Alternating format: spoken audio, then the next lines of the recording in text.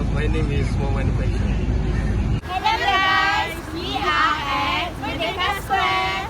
My name is FADHILAH. My name is FARAH. My name is HUMAIRA. My name is INTAN. So, let's join us.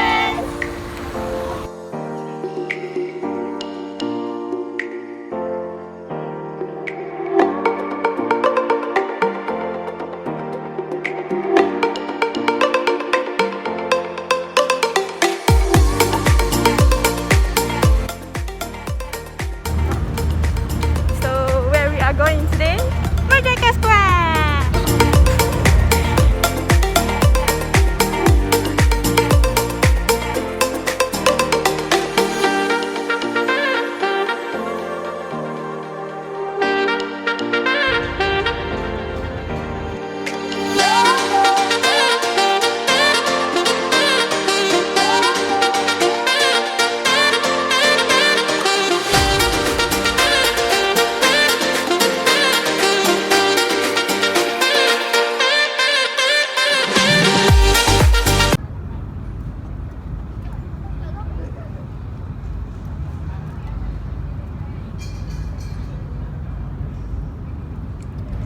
Okay, this is the flagpole, which is one of the tallest flagpole in the world.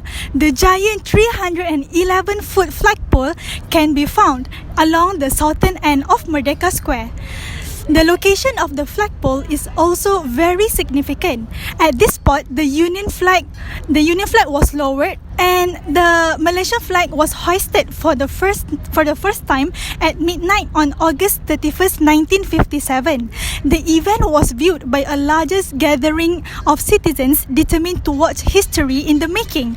The flagpole is surrounded by other flags that symbolize various federal territories and Malaysian provinces. The Merdeka Square is located exactly opposite the Sultan Abdul Samad building and right beside the Royal Selangor Club. This is the historical place where the Union flag was lowered and the Malayan flag was raised for the very first time at the stroke of midnight of 31st August 1957. From then on, Merdeka Square has been the venue for the annual Merdeka Parade. Many might not know this, but the massive field of Merdeka Square was once the Selangor Club cricket pitch. However, it wasn't always a great big field. It was once a patch of swampy, uneven ground that was leveled and drained to be a training ground for the police. The land was originally named Parade Ground. In 1892, the acting British resident Ernest Bush decided to smooth the ground so it could be used for cricket and other sports.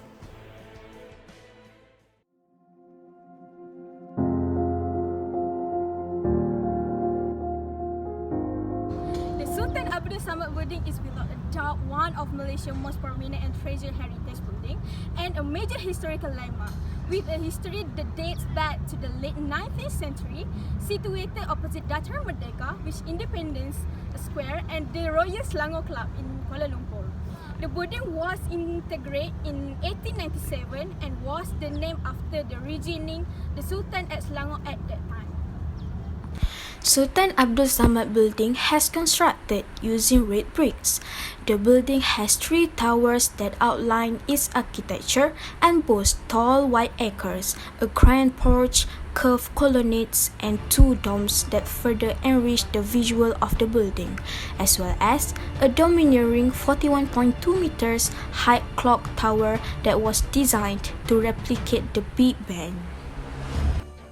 Further inside of the Sultan Abdul Samad building are the offices of the Ministry of Information, Communications and Culture of Malaysia. The building has a shiny copper dome and a clock tower which is 40 meters high. The building served as a backdrop for many essential events for the country. Among the important events celebrated at the Sultan Abdul Samad building are the National Day Parade on 31st August and the welcoming of the New Year, other historical events which took place at this building was the Declaration of Independence of Malaysia back in 31st August 1957. Another important event happened on the 1st January 1982 when the time between Peninsular Malaysia, Singapore, Sabah and Sarawak were standardized. So hi guys, since today is Independence Day, so let's go interview someone. Come.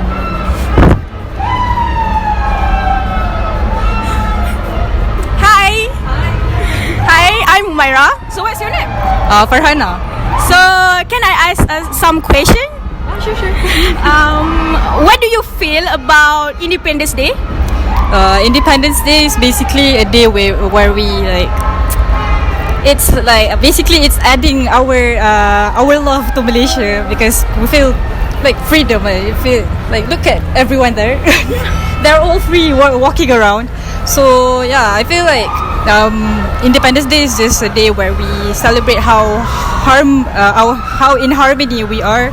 Basically how people can walk freely, with that. I see it's the great Merdeka, right?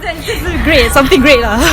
So how about difficulties? Do you face some difficulties before you come into this event? Basically, there are so many people in the LRT that we rode. There's just so many people pushing each other, and it may be an unpleasant ride, but it was a fun ride nonetheless. I see. And it was raining too before this, so yeah, that was kind of Okay, before I end this interview, I want to request something from you. So can you shout out Merdeka for 3 times? Oh, sure. 1,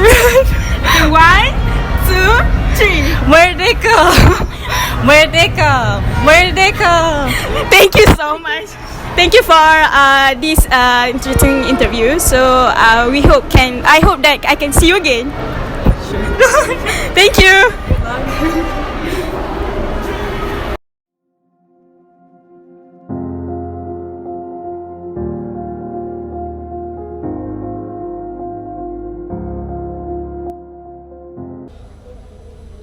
Hello everybody, this is Royal Selangor Club. Let's go.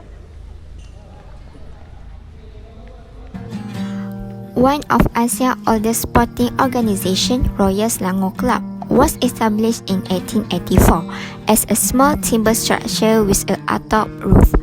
Later, a Tudor-style design was made to it.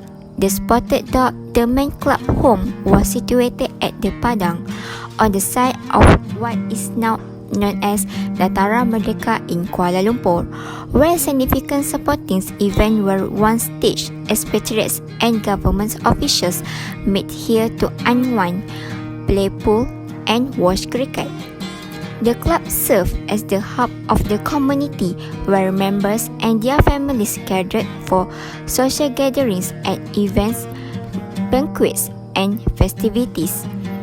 Since its beginnings, the club has served as a hub for entertainment as well as a place to mingle and talk about the current events.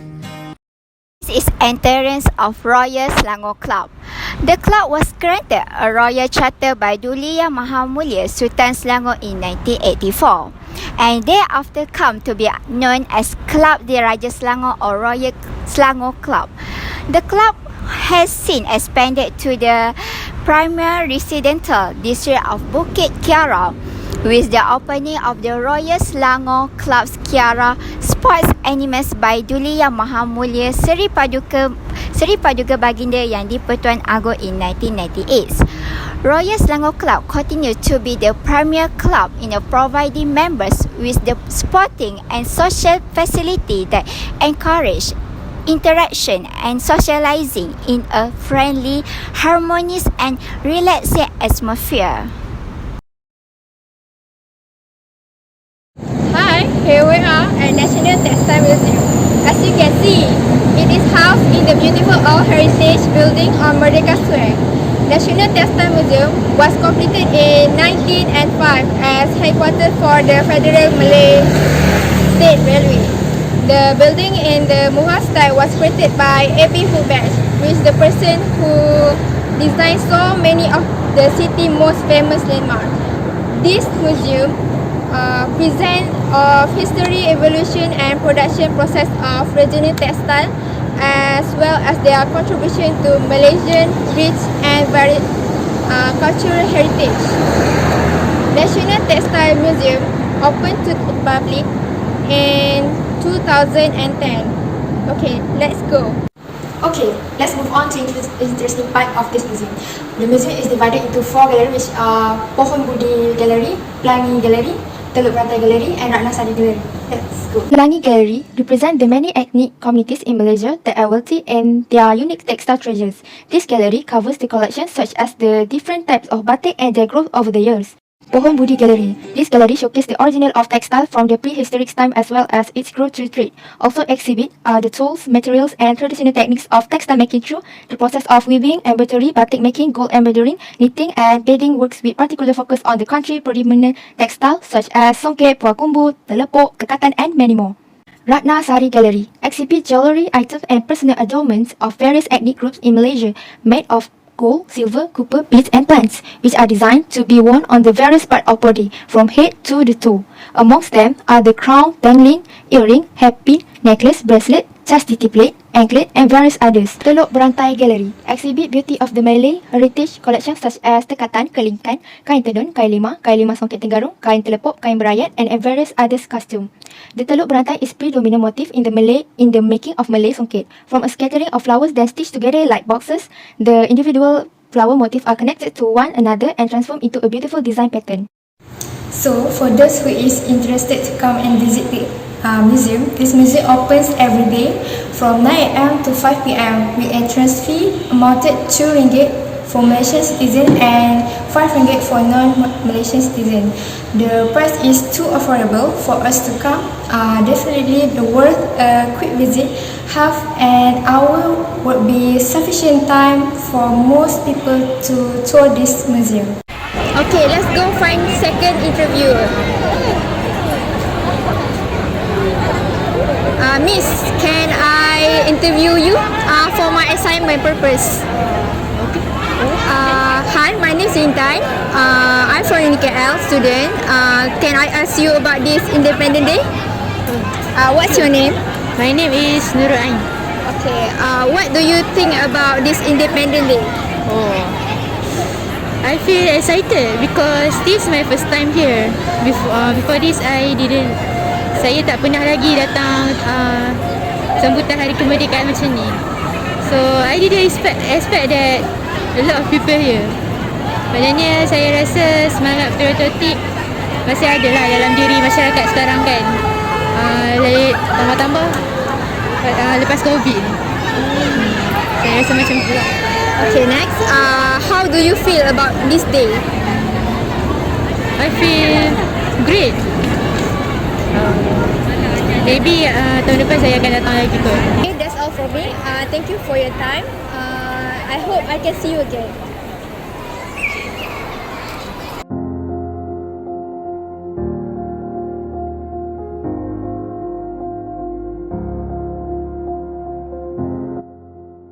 The panggung Bandaraya is gazetted as a heritage building under the Antiquities Act and its Moorish facade has been preserved.